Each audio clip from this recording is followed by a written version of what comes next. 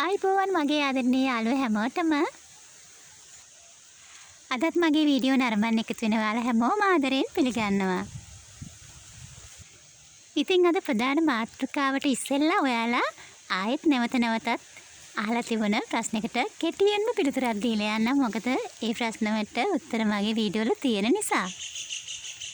මගේ වීඩියෝත් එක්ක එකතු වෙලා ඉන්න ඔයාලා ගොඩාක් කැමති තියෙන ඉතින් ඩුබයි රෝස ජපන් රෝස වලට කියලා මම දන්නවා. ඉතින් ඔයාලට ගැටලු ඇවිල්ලා තියෙන ඩුබයි රෝස ජපන් රෝස වලටනේ වැඩියෙන්ම.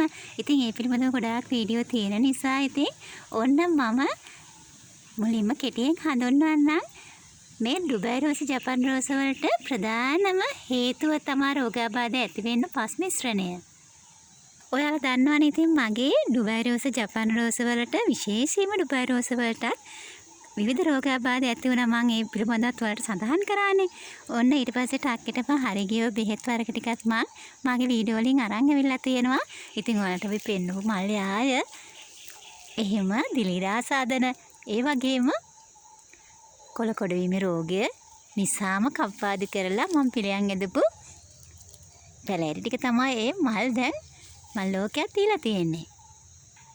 ඉතින් ඊට පස්සේ ඉතින් මම හිටවන හැම වාරයකදීම කැට්ටාන් දිලීරනාශකයට අන්නර අපි යොදන හරි පස් මිශ්‍රණය එකතු කරලා මෙන්න මේ පැලෑටියේ හිටවුවට පස්සේ දිලීර ආසාදන අඩු වුණා.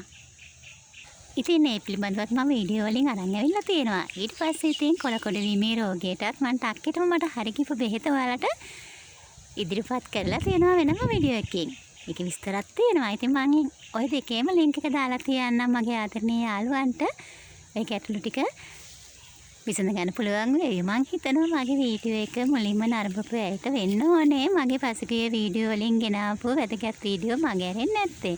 ඔන්න ආදරණීය යාළුවනේ ඔයාලට එනං ඒ වීඩියෝ වලට ගිහිල්ලා මගේ වීඩියෝ නරඹුවොත් ගැටලු විසඳ ගන්න පුළුවන්. ඔන්න ඉතින් මගේ ප්‍රධාන මාතෘකාව ගාඩන් එකේ කවර් පේජ් එක සම්බන්ධවනේ.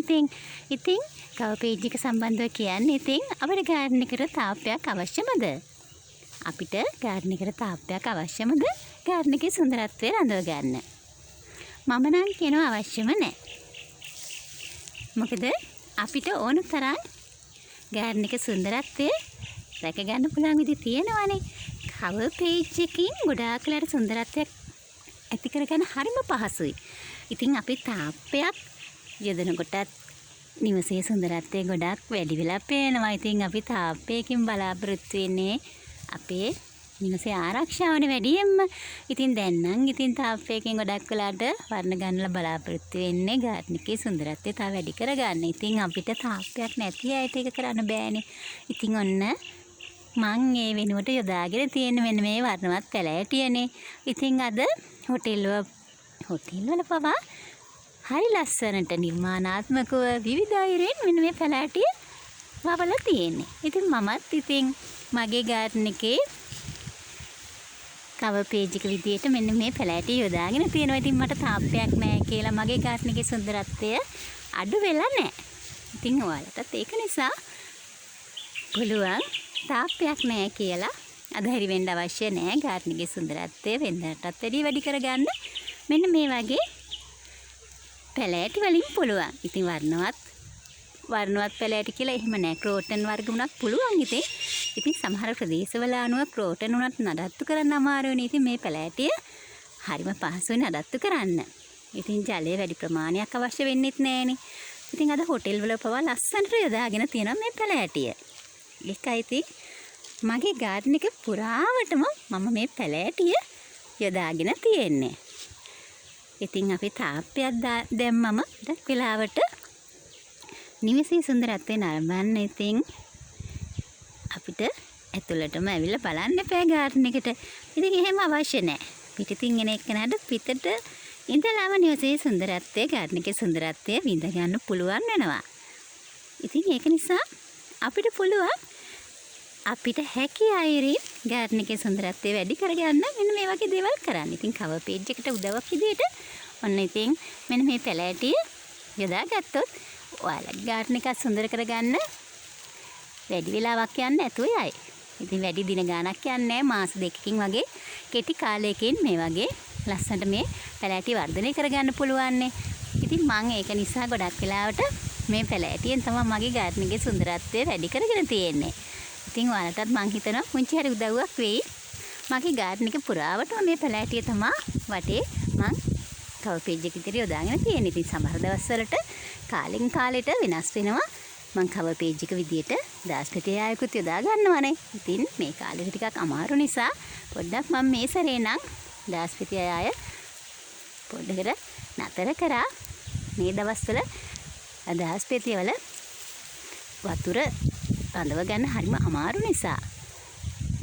ඉතින් ඔයාලට ඉතින් සුන්දර අදහසක් එකතු කරලා හරි මට හිතුණා මේ වගේ දෙයක් අද වීඩියෝ එකකින් ඉදිරිපත් කරන්න ඕනේ කියලා. ඉතින් මං හිතනවා පුංචි හරි අදහසක් ගන්න ඇති කියලා මගේ ආදරණීය යාළුවෝ හැමෝම ගාර්ඩන් වල සුන්දරත්වය අගය කරන ඒ වගේ මාත් එක්ක රැඳිලා ඉන්න ඔයාලට හැමෝටම ගොඩාක් ස්තුතියි. ඉතින් මගේ ගාර්ඩන් එක සුන්දර වුණේ මෙන්න මේ ලස්සන පැලෑටිය නිසා. ඉතින් මං කවර් පේජ් එකක් විදිහට මුළු ගාර්ඩන් එකේම මේ පැලෑටිය තමයි යොදාගෙන තියෙන්නේ. ඔයාලටත් උදව්වක් විදියට පුංචි අදහසක් ගන්න තමයි අද වීඩියෝ එකෙන් ඒ සම්බන්ධව ඔයාලට සඳහන් කරේ. ඉතින් එහෙනම් අද වීඩියෝ එකෙන් ඔයාලා පුංචි හරි යමක් ගත්තා නම් මං ගොඩක් සතුටු වෙනවා. ඒ වගේම ඉතින් ආදරෙන් ලයික් එකක් කමෙන්ට් එකක් දාලා මාත් එක්ක මේ දක්වා එකතුලා ඉන්න ආදරණීය යාළුවෝ හැමෝටම ගොඩාක් ස්තුතියි. ඒ වගේම ආදරේ. ඉතින් එහෙනම් ලබන සතියේ අලුත් වීඩියෝ එකක් ආයෙත් තරන් එනකන් අදට වීඩියෝ එක නතර කරනවා. පුංචි හරි ඔයාලට උදව්වක් වුණා නම් ඔන්න ඉතින් මට කමෙන්ට් එකකින් හරි ලයික් එකකින් හරි ඒ බව දන්වන්න. එහෙනම් ආදරණීය යාළුවනේ අද මම වීඩියෝ එක නතර කරනවා. ඔයාලා හැමෝටම සුබ දවසක්. හැමෝම සතුටින් පරිස්සමෙන් ඉන්න ආයෙත් එනකම්.